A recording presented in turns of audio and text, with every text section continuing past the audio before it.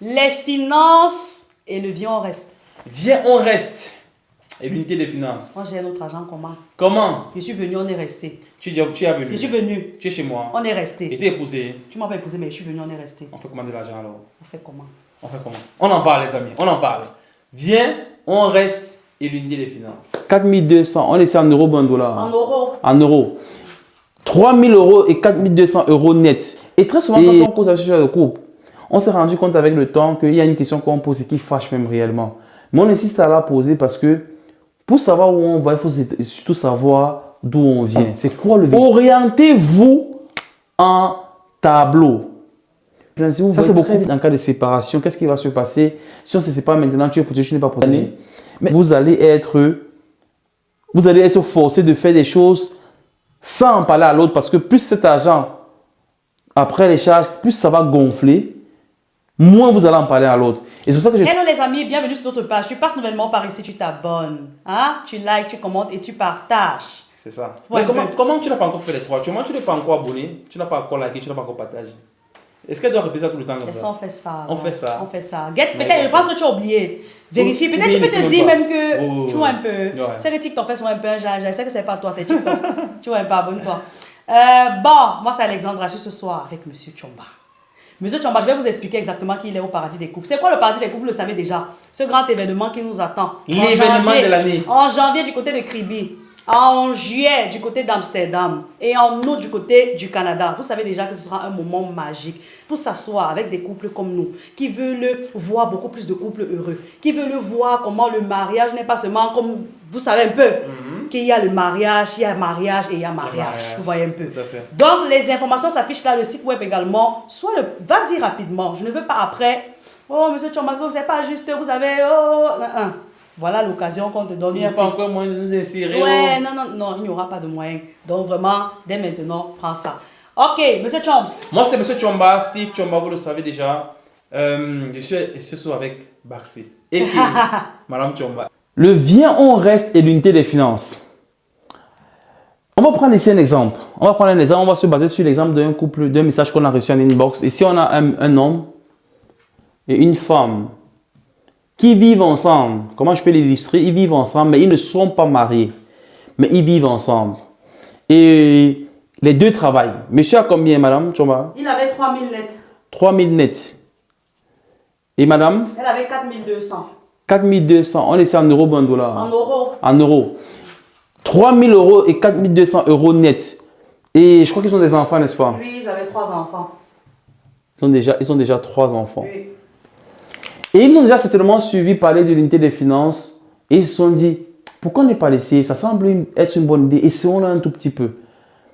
Mais il y a un problème. Vous savez, on parle d'unité des finances, mais on parle également de l'unité des finances dans le mariage. Donc la question se pose très souvent, et on le voit souvent dans les commentaires, comment faire de l'unité des finances dans ce genre de cas? Tu es avec un homme qui ne t'a pas épousé, mais vous vivez déjà ensemble depuis des années. Comment construire donc ensemble? Et très souvent, quand on cause à ce sujet de couple, on s'est rendu compte avec le temps qu'il y a une question qu'on pose et qui fâche même réellement. Mais on insiste à la poser parce que pour savoir où on va, il faut surtout savoir d'où on vient. C'est quoi le véritable problème? Quand on pose la question, pourquoi n'êtes-vous pas marié?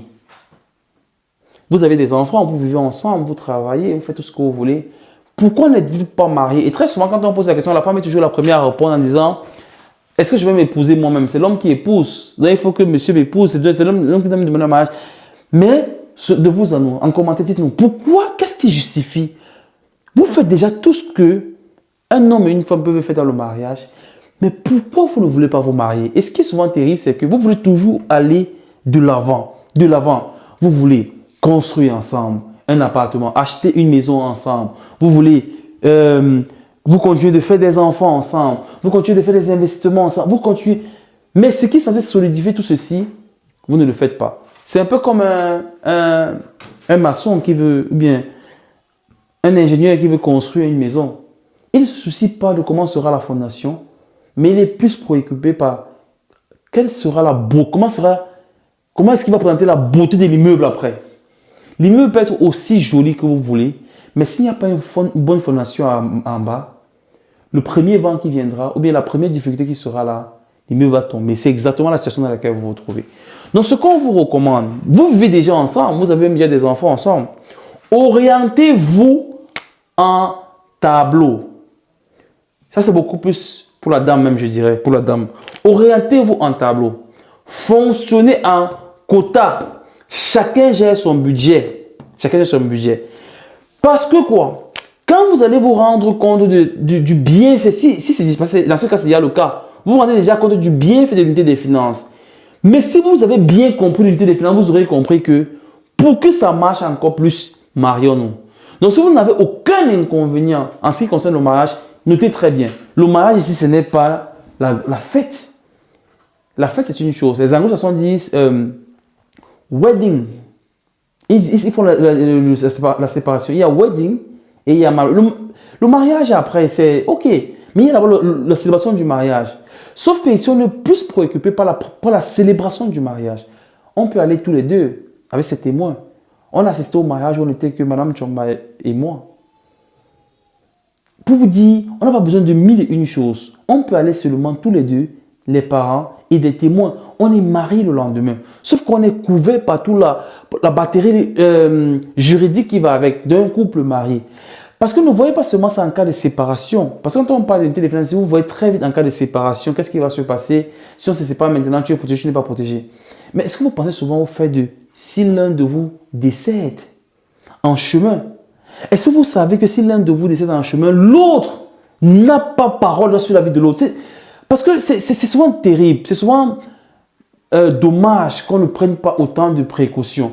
Parce que si dans votre cheminement, l'un de vous décède, l'autre, par exemple, ne peut même pas avoir. C'est quand je vois souvent comment nous sommes, encore ici en Europe, c'est encore plus accentué. Quand je vois ici comment il y a des choses que je peux dire, je peux appeler, je gère tout simplement parce que madame et maman nous sont mariés. Juste parce que quand il regarde dans le système, il voit que vous êtes mariés. Ah d'accord, on peut parler. Vous vous rendez compte que même pour parler seulement sur certaines choses, dès lors que vous n'êtes pas marié, on peut d'abord savoir est-ce que l'autre est à quel niveau, est-ce qu'il viendra, jusqu'au jour où vous allez décider vous-même de venir dire ok, on est marié. Et à partir de ce moment, on commence à vous traiter comme tel. Donc, on insiste dessus pour que vous vous rendez compte. Et c'est aussi bien. Ce sont des bénédictions qui vont aussi également, en dehors de l'aspect juridique et tout ce que vous voulez, c'est aussi un bonheur que de commencer un mariage avec les bénédictions de la famille. En tant qu'Africains, on sait que nos mariages commencent avec la dot, les bénédictions de la famille, les bénédictions de nos parents, les bénédictions de nos grands-parents. Avec la mairie, on se solidifie un peu juridiquement. Avec l'église, après, on prend la bénédiction de Dieu et on est couvert par la bénédiction de Dieu. Donc, du coup, si vous êtes dans un cas quand même où vous ne voulez toujours pas vous marier, fonctionnez donc comme deux personnes. S'il y a quelque chose à faire pour les enfants, faites-le en tant que deux personnes, vous aurez compris. Mais ne le faites pas en tant qu'une seule personne. Ça veut dire que d'une manière ou d'une autre, c'est dur, mais c'est le cas, protégez-vous. Que chacun garde son argent d'une certaine façon et évitez l'unité des finances. Je n'en sais même à rien d'essayer de mettre des chiffres parce que honnêtement, nous ne pensons pas comme ça. Donc, on va vous dire, s'il faut payer le loyer, entendez-vous. Si c'est monsieur qui paye le loyer, qui paye donc? Madame, qu'est-ce que tu payes? Paye donc. Donc, que monsieur paye le loyer, que madame paye la ration, que monsieur paye ceci, que madame paye cela. Mais en fin de compte, que chacun gère le reste d'argent qui lui revient. Parce que forcément, quand vous allez gérer ceci, il va rester quelque chose.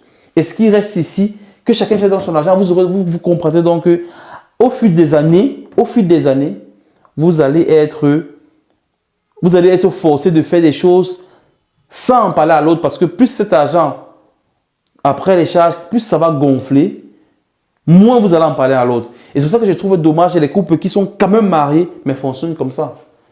Ça veut dire que vous avez cette base, mais vous refusez de construire l'unité que vous pouvez avoir.